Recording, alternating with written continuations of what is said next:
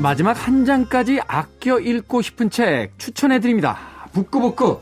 오늘은 북튜버 이시안 씨 그리고 북칼럼니스트 박사 씨와 함께합니다. 어서 오세요. 네, 안녕하세요. 반갑습니다. 자, 설 연휴 잘 보내셨죠? 네, 아주 조용하게 잘 보냈죠. 그냥 집에서 갇혀가지고 보냈습니다. 네. 설 연휴에 특집 방송을 하는 바람에 2주 만에 뵙는 거. 자, 반갑습니다. 네. 자, 오늘의 책. 추리소설의 명작이자 고전이자 문제작. 최근에는 이 헐리우드에서 다시 유행을 타면서 이 작가의 이 대표작들이 속속 영화화되고 있습니다.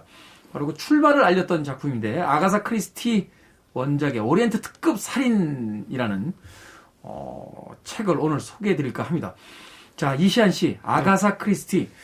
뭐 읽어본 사람은 없어도 그 이름을 모르는 사람은 없지 않을까 하는 생각이 드는데 아가사 크리스티. 우리 시대에는 참 대단했던 인기 작가였어요. 어떤 작가인지 좀 소개를 해 주십시오. 그리고 사실 흔히들 추리소설의 여왕이라는 말을 쓰는데 추리소설의 여왕. 네. 저는 여자를 빼는 게 맞다라고 생각을 해요. 맞아요. 그렇죠. 사실은 뭐 셜록 홈즈의 코난 도일이나 모리스 르블랑 같은 그 작가와 함께 뭐 같은 초인류 추리소설 작가잖아요. 게다가 사실 셜록 홈즈나 리펜 같은 경우에는 약간의 액션파가 그 액션이 들어가잖아요. 약간은 뭐라고 할까 사건 서사와 이제 네. 추리가 같이 있는데. 네. 근데 정말 추리예요. 그러니까 사건이 딱 벌어지면 네. 신문만 하잖아요. 이거 우리 머리만 뭐야? 그래서 그리고 해결하잖아요. 기본적으로 주인공들이 약간 늙으신 나이 드신 분들, 뭐 미스 마플이라든가 또 에르큘 포아로 나이 드신 분들이기 때문에 육체적 능력이 제로에 가깝습니다. 지팡이 짚고 다니시고 네. 정원 손질하는 게 나기 싫거든요. 그러다 보니까 정말 추리만 가지고 하기 때문에 추리 소설이다라고 했을 때 저는 추리 소설의 독보적 왕이다라고 생각을 좀 해요. 아, 그럴 수 있겠네요. 네. 그럴 수 있겠네요. 1890년 9월 15일생이신데요. 19세기 분이시군요. 네, 영국에서 사업가, 미국인 사업가와 영국 귀족 어머니 사이에서 태어났어요. 집안이 뭐 상류층 가정에서 태어났는데 그래서 이제 애쉬필드 저택이라고 울창한 숲, 넓은 정원이 있는 집에서 자랐습니다. 네. 근데 이제 11살 때 아버지가 돌아가시면서 집안 형편이 기울어요.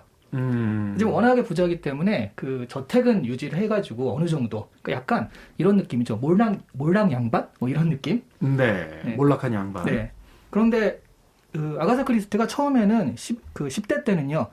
글쓰기 같은 건 취미였고 음악을 하고 싶어 했어요. 성악을. 아, 음악을 하고 싶어 네네. 했다. 그래서 성악가로 그 레슨을 받고 실제로 이제 테스트도 받았는데 재능이 부족하다라는 얘기를 듣고 결국엔 그리고 약간의 무대 공포증도 있었대요 당시에는. 그래서 결국에는 성악가로 성공하지 못하고 22살에 그때 약혼을 했었는데 그 약혼을 파기하고 아치볼트 크리스티라는 군인과 연애를 하면서 그러면서 한 2년 정도 있다가 결혼을 하게 되거든요. 네. 그 사이에 육군병원의 간호사로 자원해서 간호사로 약국에서 근무를 했었는데 아, 그런 또 어떤 경험이 또 이 추리소설에 많이 도움이 되는군요. 그럼요. 게다가 그 간호사로 근무할 때요 언니와 싸웠대요. 언니가 네가 아무리 글을 써도 그러니까 내가 범인을 예측하지 못하는 그런 소설은 쓰지 못할 것이다. 오. 그래가지고 오기가 발동해서 일종의 게임이 시작이 되는 거군요. 그렇죠. 3주일 만에 쓴 게 바로 스타일스 저택의 괴사건이라고 에르큘 포아르가 처음 등장한 소설을 그때 썼다고 합니다. 아가사 크리스티가 쓴 작품은 아닙니다만 갑자기 그 대사가 생각이 나군요. Let's play the game. 그 후로는 근데 그게 또 딱 하자마자 갑자기 되진 않잖아요. 그래가지고 한 4년 정도 출판을 못 해가지고 원고가 돌다가 처음에 출판을 했는데 출판하고 한 2,000부 정도 팔리고 말았어요. 2,000부 정도는 저도 팔아요? 2,000부 정도는 저도 팝니다. 그 시점에서 얘기를 끝내면 안 되죠. 네. 그런데 나중에 계속 발표하는 소설들, 특히 에크로이드 살인 사건 같은 경우가 엄청난 주목을 받으면서 역주행을 하죠. 그래서 이제 추리소설의 여왕이라는 타이틀을 가지게 되었는데요. 또 여기에 재밌는 일이 하나 있었죠. 그 한참 잘 나가다가 아가사 크리스티가 실종 사건에 연루가 돼서 한 11일 정도 실종이 되는 사건이 있었습니다. 아가사 크리스티가 아가사 네, 크리스티 네. 작가가 대단히 유명한 사건이에요. 네. 네. 그래서 한 11일 정도 지난 다음에 400km 정도 떨어진 집에서 거기서 호텔에서 발견이 되었는데 기억을 못 한대요. 11일 동안 무슨 일이 있었는지. 이야. 네, 그래서 나중에라도 뭐 인터뷰할 때도 그 얘기는 하면 안 되고 해가지고 지금도 11일 동안 무슨 일이 있었는지 미스테리라고 합니다. 주작 아닌가요? 그래서 약간 그런 썰도 있어요. 그러니까 그때 당시에 남편이 또 불륜을 해가지고 그런 충격에 또 11일 동안 간 호텔에서 남편 불륜 상대 그 여자의 이름으로 묵었대요. 이야, 아가사 그거 크리스티가. 섬찟하네요. 네, 네. 네. 그러면서 여러 가지로 이게 일시적 기억 상실이다. 아니면 남편에게 공개적으로 망신을 주기 위해서 말씀하신 대로 주작을 한 것이다. 이런 설도 있고요. 아니면 소설을 팔기 위해서 약간 좀 노이즈 마케팅을 일으킨 것이다. 이런 설도 있는데 누구도 모릅니다. 지금은. 그게 어떤 일이었는지. 이 추리 소설을 평하는 그 사람들이 그런 이야기 하거든요. 그 코난 도일의 셜록 홈즈가 이렇게 변장의 명수 있었던 거는 네. 전기가 들어오기 전에 희미한 가스등 시절이었기 때문에 그게 이제 그렇게 어설프게 변장을 해도 그게 못 알아본 그럴 수 거다라고 있겠네요. 하듯이 네. 아가사 크리스티도 이제 CCTV가 없던 시절이니까 이게 CCTV가 있으면 네. 미스테리로 남을 수가 없는데 그렇죠. 네. 어찌됐건 근데 다행히 그 남편이랑 이혼을 하고 이제 고고학자랑 재혼을 하게 되는데 14살 차이인가? 나이 차이가 많이 났어요. 근데 굉장히 좀 행복하게 살고 그 고고학 발굴 현장을 따라다니면서 그러면서 나온 소설들이 오리엔트 특급 살인이나 나일강 살인 사건. 네, 네. 아, 그러네요. 이집트를 배경으로 네. 하고 또 그 유럽을 배경으로 하는 이런 어떤 작품들이 네. 이제 그 시기에 어떤 경험을 토대로 해서 만들어졌다. 제가 추리소설의 왕이다라는 얘기를 했었잖아요. 이 추리소설로 자귀를 받은 사람이 코난 도일과 아가사 크리스티 두 명인데 코난 도일은 사실은 전쟁이라든가 그러니까 소설 외적인 여러 가지 것들을 합쳐가지고 바쳤대요. 네. 정말 소설만 가지고 자귀를 받은 건 아가사 크리스티가 유일하다. 그러더라고요. 예, 영국 쪽이니까 그런데 네. 모리스 르블랑도 레정도네를 받았어요. 프랑스에서 위대한 작가로서 레정도네를 받았으니. 네. 어찌됐건 이 아가사 크리스티는 그럼에도 불구하고 사실은 호불호가 좀 심하게 이제 갈리는 작가잖아요. 네. 저도 사실은 아가사 크리스티 작품을 그렇게 열렬히 좋아하지는 않는 게 살인을 일종의 게임처럼 쓴단 말이죠. 맞아요. 그래서 체스판의 여왕이라는 그 별명이 있을 정도로 이 장기말들, 사람을 장기말들처럼 써서 게임을 하는 그런 작가다. 하지만 거기에 바로 또 추리소설의 묘미가 있다. 이런 평들도 있는데 어찌됐건 이제 박사 씨가 이 책의 이제 줄거리를 소개를 해 주실 겁니다. 네. 자, 80년이 넘은 이 전에 이제 80여 년이 넘은 바로 그 과거에 나온 책인데 지금도 현대적인 영화로 만들어질 정도로 대단한 추리 소설입니다. 아직 이 책 안 보신 분 혹은 아니야 나 이 책을 내가 꼭 봐야겠어. 결말을 알면 안 돼. 하시는 분들은 아쉽지만 볼륨을 줄이시거나 잠시 전원 버튼을 내려주셔도 됩니다. 저희가 이제 스포일러가 있기 때문에. 자, 아가사 크리스티의 오리엔트 특급 살인 어떤 내용입니까? 보통 왜 안 본는 삽니다라는 말이 있잖아요. 네. 네, 정말 처음에 범인을 모르면서 읽었을 때 그 흥미진점과 답답함은 정말 소중합니다. 여러분, 네, 지금 다시 한번 생각해 보시고요. 저는 가차 없습니다. 오늘 낱낱이 밝혀드릴 예정입니다. 근데 사실 저는 이 결론을 알고요. 옛날에 또 읽었고 그럼에도 불구하고 다시 읽었는데도 굉장히 재밌더라고요. 그래서 사실 우리가 영화를 극장에서 보고 케이블 TV에서 다시 보고 해도 재밌잖아요. 그럼요. 결과 안다고 재미없다는 건 사실은 좀 미신이에요, 일종의. 아니에요. 그렇지만 결과를 몰라서 아는 재미는 있죠. 근데 아가사 네. 크리스티는 원래 심리 위주의 소설을 많이 썼기 때문에 네, 네. 그 범인을 알고 그 심리 게임을 보면 그것도 굉장히 과정이 맞아요. 재밌더라고요. 재밌어요. 정말 훌륭한 추리소설 작가는 결론을 알든 모르든 재밌게 읽을 수 있게 쓰는 작가가 아닐까 뭐 이런 생각이 드는데요. 그 유명한 탐정 에르큐 포아로가 그 이스탄불에서 런던으로 가는 오리엔트 특급 열차를 타게 됩니다. 이 기차는 웬일인지 다양한 국적의 손님으로 가득 차 있었어요. 이 포아로도 간신히 자리를 얻게 되는데요. 근데 폭설로 열차가 멈춰서 선 밤에 아주 조용한 밤에 승객 한 명이 잔인하게 살해되는 사건이 발생합니다. 네. 이 범인은 밖으로 도망친 것처럼 보이기 위해서 창문이 열려 있었어요. 하지만 폭설로 인해 밖으로 도망친 사람이 없다는 것이 확실해졌죠. 그렇다면 범인은 기차 안에 있을 수밖에 없는데요. 기차 안에는 13명의 승객이 있었습니다. 그리고 그들은 모두 완벽한 알리바이를 가지고 있었습니다. 그럼 도대체 누가 그렇죠. 범인이란 말이에요? 그렇죠. 네. 이 타담한 종이 쪽지에서 데이지 암스트롱의 이름을 발견한 포아로는 이 살해된 남자가 아주 잔인한 유괴 살해자인 악당인 것을 밝혀냅니다. 그리고 승객들의 이야기에서 조금씩 허점이 발견되면서 결국 범인을 밝혀내고 마는데요. 범인은 예, 두둥 그 13명 모두였습니다. 네. 아니, 잠깐만요. 약간 짧아드리셔야지. 뭘 갑자기 얘기해요. 여러분의 심장은 충격이 필요합니다. 이야. 네, 대단하죠. 이 어린 데이지 암스트롱이 유괴 살해되면서 무너져버린 암스트롱 가문에 관계된 다양한 이들이 합심해서 이 서로가 서로의 알리바이가 되어주면서 악당을 처치한 것인데요. 네. 이게 완벽한 계획이었지만 이 첫 번째로는 푹서리, 그리고 두 번째로는 이 푸아로라는 유명한 탐정이 그들의 정의의 실현을 방해한 셈이 된 겁니다. 그렇지만 모두의 진심을 이해한 푸아로가 이 차장의 제복을 입고 살인을 저지른 범인이 평상복으로 갈아입고 기차를 빠져나갔다라는 알리바이를 만들어주면서 소설은 해피엔딩으로 끝나게 됩니다. 이런 점이 또 아가사 크리스티의 어떤 그 매력이지 않나 하는 생각이 들어요. 맞아요.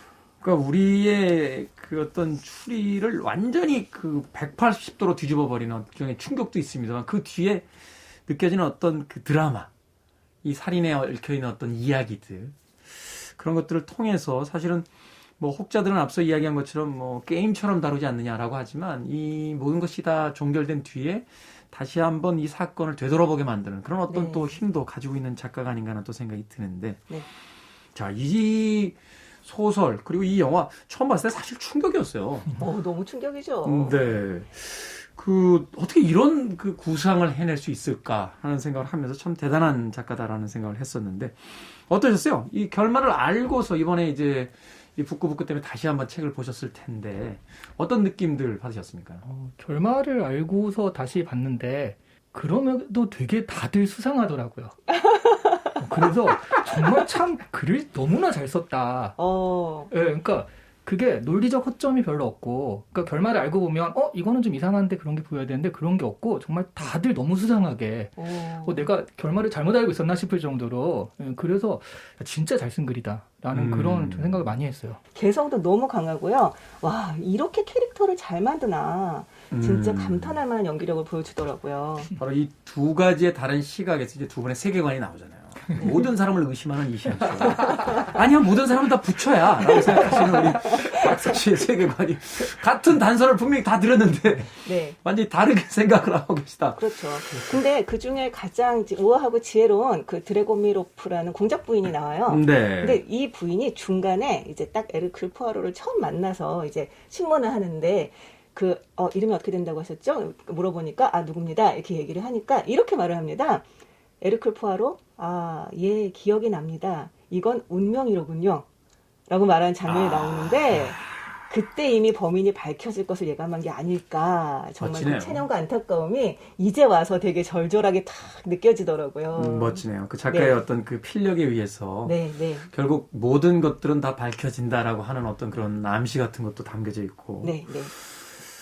사실 저도 이 그 책도 보고 영화도 봤었는데 참 원작이 중요하다는 건 느끼게 되는 게 영화는 사실 그렇게 높은 평가를 못 받았어요. 2017년에 제작됐던 영화는 케네스 브래너라고 하는 로렌스 올리비에 이후에 영국에서 셰익스피어 극을 가장 잘 해석하고 연기한다라는 연출자이자 배우였는데 그럼에도 불구하고 이제 원작의 아우라에 미치지 못한다. 하지만 그럼에도 불구하고 봐줄만 하다 하는 생각을 했을 정도로 또 그 배우들의 면면을 봤을 때, 이 작품이 그 헐리우드에서 혹은 유럽에서 어떤 평가를 받고 있는지 당대 최고의 배우들이 단역 아닌 단역으로 다 출연하거든요. 그만큼 이 작품에 대한 어떤 리스펙트가 있었던 게 아닌가 하는 또 그게 생각도 해보게 초창기에 이 아가사 크리스티 작품 중에 오리엔트 특급 살인이 제일 먼저 영화가 됐었대요. 네. 2017년 이전에 영화가 됐었는데 74년도. 네, 그때 션 코네리죠. 션 션 코네리. 코네리가 나오기도 하고 하면서 그때 초호화 캐스팅을 했었대요. 당시로서. 음. 그 이후로 아가사 크리스티 작품의 전통이 초호화 캐스팅이라는 게 전통이 돼서 지금도 계속 그렇게 한다고 그럽니다. 배우들도 그럴 것 같아요. 네, 아가사 네. 크리스티의 작품에 출연하는데 비록 분량은 작지만 이 어떤 캐릭터를 연기하든 그 소위 씬 스틸러라고 하잖아요. 네. 자기의 어떤 시간을 가질 수 있는 캐릭터. 그렇다면 뭐 해볼만 하지 않은가. 해볼만할 것 같아요. 저희 스텝이 뽑아줘서 잠깐 살펴봤는데 1974년도에 등장했던 배우들 이름 션 코네리 뭐 설명이 필요 없죠. 로렌 바커는 뭐 당대의 여배우였어요. 그 험프리 버가티의 아내로 유명한 제클린 비셋은 뭐 역시나 TV까지 점령을 했던 특히나 그 시드니 셀던이나 이 아가사 크리스티 작품이 많이 나왔던 배우로 알려져 있고 잉그리드 버그만 나옵니다. 끝났죠. 누구를 위하여 종을 울리나 뭐 카사블랑카에 나왔던 그리고 안소니 퍼킨스, 사이코의 그 유명한 안소니 퍼킨스도 등장을 했고, 이 카세티 라쳇이라는 그 배우가 말하자면 이제 범인, 살해된 사람이죠. 살해된 인물에 대한 정보가 없는데 아마 리차드 위드마크로 제가 기억을 해요. 당시 이제 최고의 그 남자 배우 중에 한 명.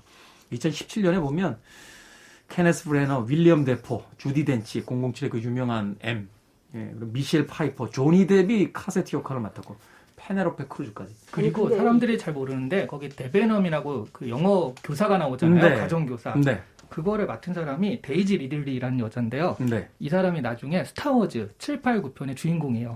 레이 역할을 한. 그렇죠. 아니 근데 너무 잔인하지 않습니까? 이게 보통 추리 소설 같은 것들을 영화화 했을 때 사람들이 누가 범인인지 알아보는 방법 중에 하나가 누가 제일 비싼 배우냐. 저 사람이 주연이구나. 그렇죠. 중요한 그렇죠. 배우. 그것도 굉장히 중요해. 하나의 힌트가 될 텐데 이렇게 초호화프로 나오면 도대체 이 중에 누구가 범인인지 알 수가 없잖아요. 심지어는 조니 뎁이 죽잖아요. 너무 일찍. 그러니까 조니 뎁이 범인이어야 되는데 조니 뎁이 죽어버리니까.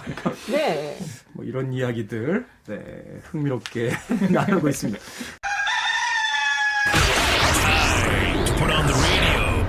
김태훈의 프리웨이. 빌보드 키드의 아침 선택 KBS 2라디오 김태훈의 프리웨이 토요일 2부 순서죠. 북구북구 이시안 씨, 박사 씨와 함께 오늘은 오리엔트 특급 살인 아가사 크리스티의 원작 소설 읽어보고 있습니다. 타바레스의 Who Done It 추리소설이라는 곡 듣고 왔습니다. 자, 에르큘 푸아로가 바로 이 사건을 해결하는 탐정으로 등장합니다.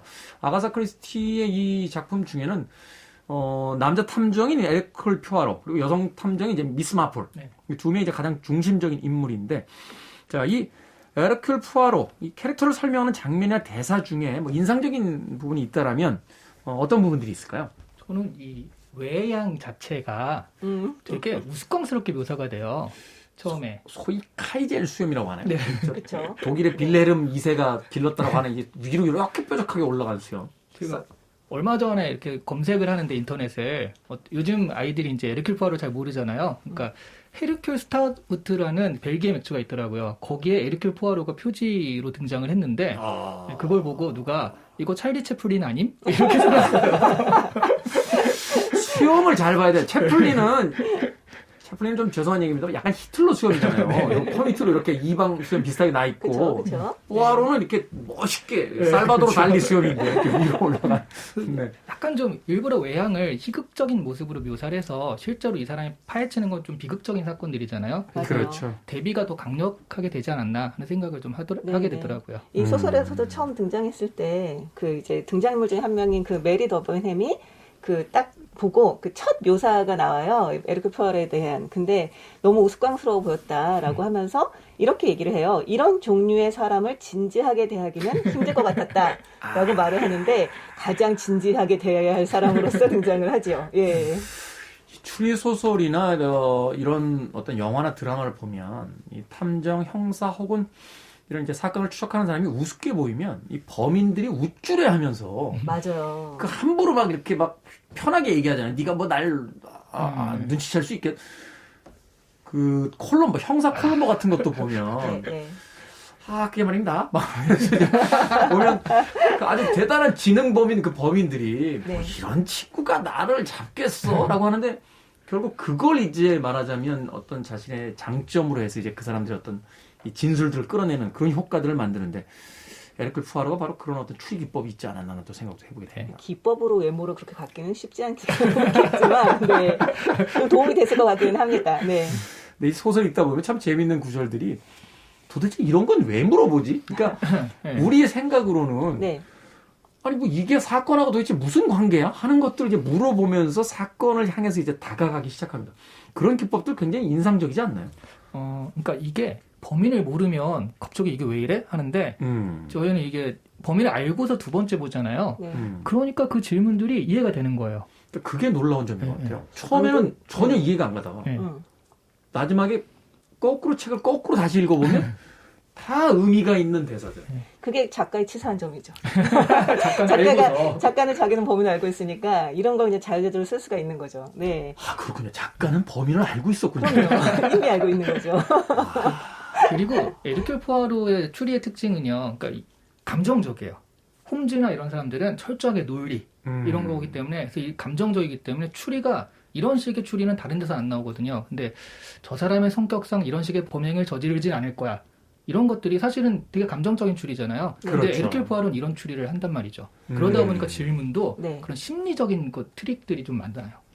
저는 근데 너무 좀 교활하지 않나? 약간 이런 생각이 들었던 게. 작가가요? 아니면 에르큘 포아로? 에르큘 포아로가요. 에르큘 포아로가 교활한 게 작가죠, 뭐, 결국은. 아니, 그게 똑같진 않죠. 네. 근데 어쨌든 이 사람이 이제 수사를 하던 도중에 거기 아주 순한 하녀의 가방에서 이제 그 차장의 제복이 나와요.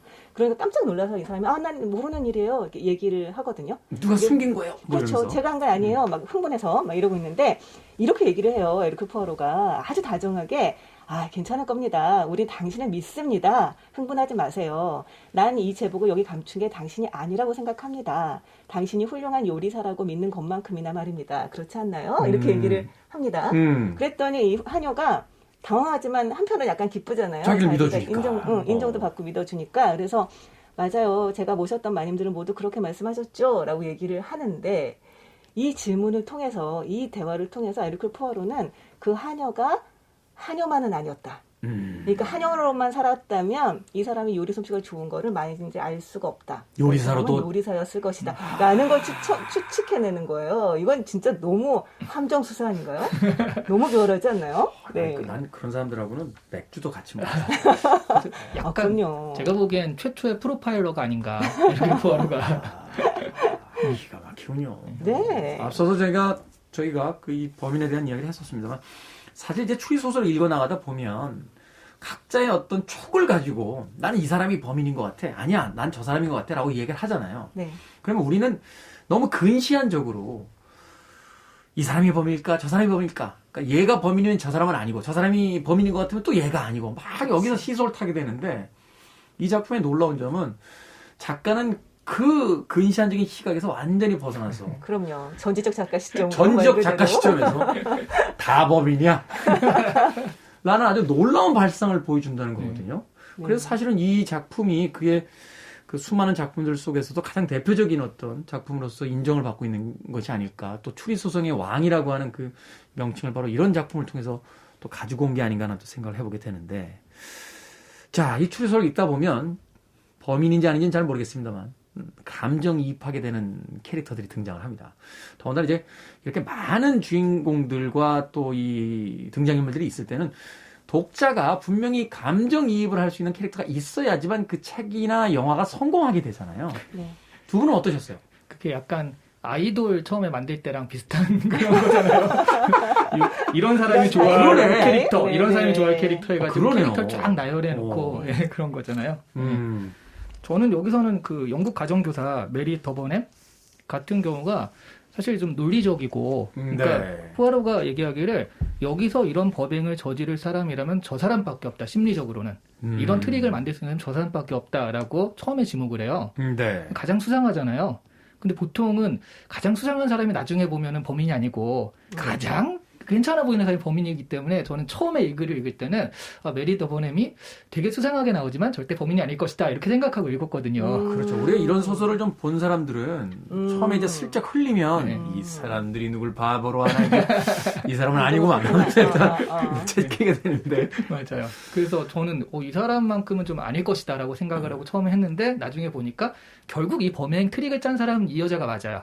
예, 그 머리는 여기서 나온 거죠. 이런 것들을 보면서 되게 이런 캐릭터는 어쨌든 좀 매력적이긴 하다. 그러니까 포아로와 같이 각을 세울 수 있는 그런 캐릭터잖아요. 저는 이 캐릭터 좀 가장 이입이 좀 많이 됐었어요. 네. 박사님은? 감정이입은 아니고요. 정말 감탄했던 캐릭터가 있는데 이 나오는 캐릭터 다 개성적인 매력이 있는데 그 중에 역시 앞권은 하버드 부인. 하버드 부인. 네. 이 부인은 살해된 남자의 옆방에 묵었기 때문에 누구보다 의심받기 쉬운 위치인데 정말 말도 많고 철도 없는 어떤 아주머니였기 때문에 가장 의심하기 어려운 캐릭터로 나옵니다. 그래서 겨우 거의 끝까지 가도 딴 사람은 다 범인이어도 이 사람은 아닐 거야 라는 생각을 하게 만드는데 네. 알고 보니 죽은 아이의 외할머니인 아주 유명한 여배우였던 거죠. 근데 자신의 정체가 밝혀지자 갑자기 아주 부드럽고 감정이 풍부한 그런 목소리로 난 항상 희극적인 역할을 해보고 싶었답니다. 라고 말을 시작하는데 정말 소름이 쫙 돋으면서 야 여기가 저는 하이라이트가 아닌가. 이 소설의 그 장면을 그렇게 생각을 했죠. 네. 이게 74년도 또 2017년에 영화화 됐을 때도요. 당대 최고의 여자 배우였어요. 74년대는 로렌 바콜이었고 2017년에는 미셸 파이퍼가 연기를 했습니다. 그러니까 그만큼 이 캐릭터가 얼마나 중요한 캐릭터였고 또 핵심적인 캐릭터인지를 알 수 있는 바로 잠깐만. 다른 역할 얘기하면 또 그 사람 배우 얘기하면서 얼마나 중요한 역할인지 알 수 있다고 하시거든요. 그거는 그때 가서 생각해보겠습니다. 차라리 제일 약한 배우를 찾는 게 빠를 수도 있겠어요. 그거는 그때 가서 네네. 생각해보도록 하겠습니다. 아직 도착하지 않은 건 걱정하지 않습니다. 근데 이런 어떤 캐릭터들뿐만이 아니라 이 아가사 크리스티가 이 작품을 얼마나 정교하게 짰는지를 저는 생각할 때 이 살해당하는 피해자, 살해당하는 인물이 바로 유괴범이라는 사실이에요. 네. 그러니까 사실 여러 가지 범죄가 있고 사회에서 지탄을 받는 범죄가 있잖아요. 거기에 대한 어떤 사적 응징이 이제 이루어지는 건데 네. 사실은 독자들의 위치에 따라서는 아무리 그래도 그렇지 어떻게 사람을 죽일 수가 있어 라고 하면서 이 행위에 대해서 반발할 수도 있고 혹은 이제 뽀아르가 마지막에 결국은 범인을 놓친 것처럼 해서 무마해 주잖아요. 그 결말에 대해서도 동의하지 않을 수 있는데 얼마나 아가사 크리스티가 교활했는지 그 피해자를 유괴범으로 설정하잖아요. 네. 그러니까 아이를 말하자면 살해하고 한 집안을 몰락시켜버린. 네. 여기에 대해서는 이견이 없는 거죠. 독자들이. 그가 얼마나 악독한 인간인지에 대해서. 그렇죠. 그것을 통해서 이제 이 사적 복수의 어떤 정당화 혹은 그것을 눈 감아주는 뽀아르에 대한 어떤 면죄부 이런 것들을 이제 부여하는 걸 보면 참 그 정교하면서도 아주 심사숙고한 그런 어떤 캐릭터 설정들이 있었다. 저는 그렇게 생각을 했거든요. 그렇지만 전 역시 살인은 좀 아닌 것 같아요. 소설이잖아요. 아니 이거는 그냥 제가 뭐 실제로 하자는 것도 아니고. 아니 단순하게 그냥 살인은 나쁘다 이런 의미가 아니고 정말 이 복수라는 거를 하기 위해서 굳이 잘 살고 이제 남은 사람들의 손에 피를 묻힐 일인가? 이런 생각 한편 들고요. 그리고 이게 죽어버리면 이게 무슨 복수가 됩니까? 그의 인생을 괴롭혀야죠. 그러니까 정말 뭐 돈을 좀 빼돌린다던가 아니면 진짜 무슨 아침에 맨발로 가는데 레고를 딱히 뿌려버린다던가 아니면 정말 뭐 음식에 소금을 더 많이 넣는다던가 뭐 13가지 방법으로. 아니 기본적으로 여기 이 사람의 비서와 하인을 자기 사람으로 넣었을 정도의 능력이라면 이 사람 평생 동안 이 사람을 시중드는 모든 사람들을 뭐 매수하든지 자기네가 들어가든지 어떤 방법을 써서든 이 사람의 인생이 아주 사소하게 아주 불행할 수 있게 만들 수 있지 않을까요? 박사 씨의 바로 그 아이디어를 가지고 만든 영화가 있어요. 악마를 보았다. 세상에 진짜 새로운 상상력이란 없군요. 네. I want it. I need it. I'm desperate for it. Okay, let's do it. 김태훈의 프리웨이. 빌보드 키드의 아침 선택, 김태현의 프리웨이, 북칼럼니스트 박사씨, 북튜버 이시안씨와 북구북구 함께 나누고 있습니다. 아가사 크리스티의 추리 소설 오리엔트 특급 살인 사건, 특급 살인 원제가 이렇게 돼 있죠. 오늘 읽어보고 있는데요. 이스탄불을 출발해서 런던으로 가는 초특급 호화열차. 일단 이 추리 소설에 등장하는 내용은 둘째치고 이거 한번 타보고 싶다는 생각이 들었어요. 왜 그 작품 속에 열차들 많이 나오잖아요. 리스본행 야간 열차 같은 그런 작품들도 있고. 저는 타본 적이 있습니다. 그래요? 저는 이게 초호화 열차는 아니고요. 이 파리의 그 동역에서 출발해서 바르셀로나를 가려고 이제 했었는데. 파리에서 바르셀로나? 제가 기차를 놓쳤습니다. 그래서 할 수 없이 바로 거기에서 이제 표를 찾아가지고 비인으로 가는 야간 열차를 탔어요. 근데 되게 호화롭지도 않고 되게 불편했지만 어쨌든 이름은 오리엔트 특급이었어요. 오리엔트 특급? 이름만. 네. 그래도 어딥니까 그게? 그러고 보니까 저도 한번 탔네요. 저는 2002년도 월드컵 때 그때 직장에서 이제 잘리기 직전이라 되게 울적한 마음을 품고 저만 빼놓고 세상이 다 즐겁더라고요. 4강에 올라간다고 막 이래서. 그렇죠. 그때는 모두가 즐거웠죠. 그래서 저는 월드컵을 안 보는 나라는 어디일까? 생각해봤더니 중국이 3패로 떨어졌어요. 예선에서. 그래서 중국으로 갔거든요. 그래서 북경에서 상해까지 그 대륙 횡단 열차 탔어요. 진짜. 14시간 가더군요. 14시간. 14시간이면 뭐 짧게 간 거죠. 중국. 근데 제가 그때 깜짝 놀랐던 건 중국이 크긴 크구나. 왜냐면 14시간 갔는데 산이 안 보이는 거예요. 야 정말 크긴 크구나. 하지만 냄새가 좀 많이 나죠. 어찌됐건 자 열차 여행. 이런 열차 어떤 배경이겠죠. 이 추리소설 작가 모든 작가들이 다 마찬가지입니다만 이 추리소설 작가들 같은 경우는 캐릭터의 어떤 직업부터 이런 어떤 사건이 벌어지는 배경 하나를 그렇게 예사롭게 설정을 하지 않는데 왜 열차였을까요? 오리엔트 특급은요, 옛날부터 서양인들의 드림이었어요.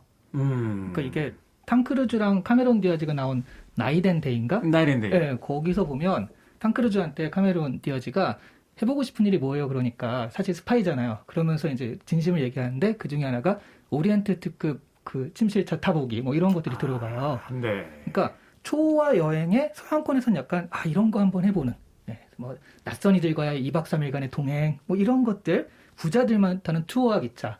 그래서 드림이라는 그런 게 강하거든요. 근데 저는 이 살인사건의 배경이 된 게 약간 그런 느낌 있죠. 이번에 지금 우리 학교는 그 좀비, 네. 고딩 좀비들 있잖아요. 난리더군요. 네.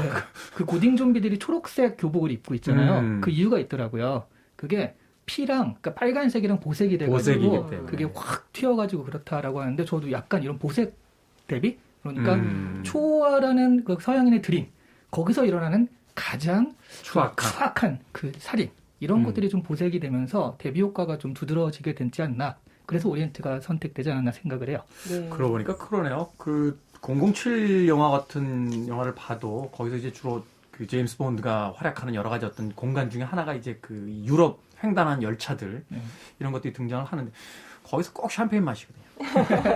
명품 시계차고 왜 기차 식당 칸에 그렇게 정장을 하고 와요?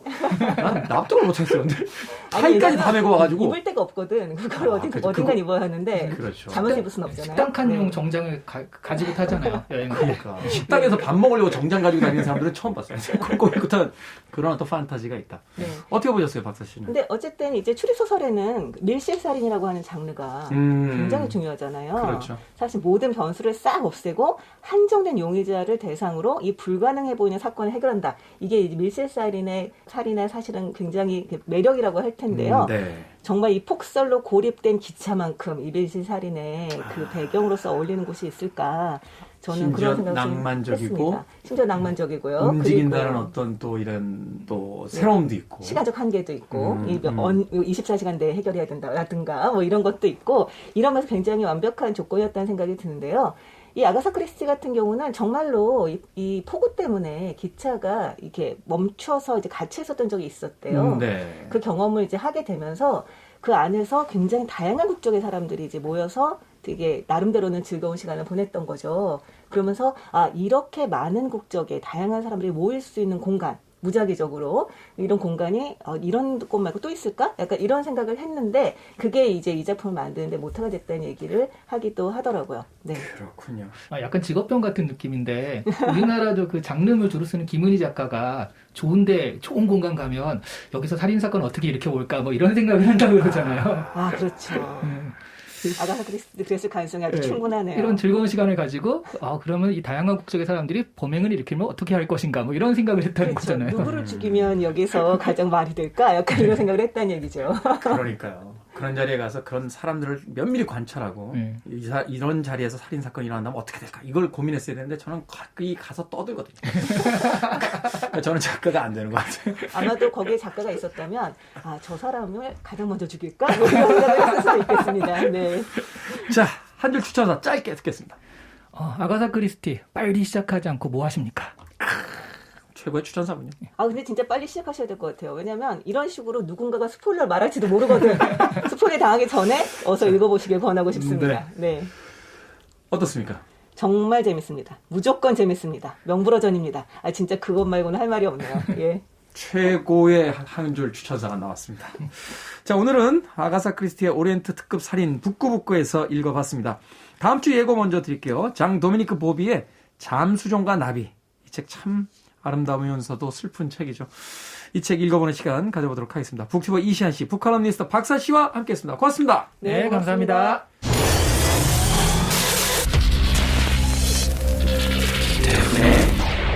Freeway.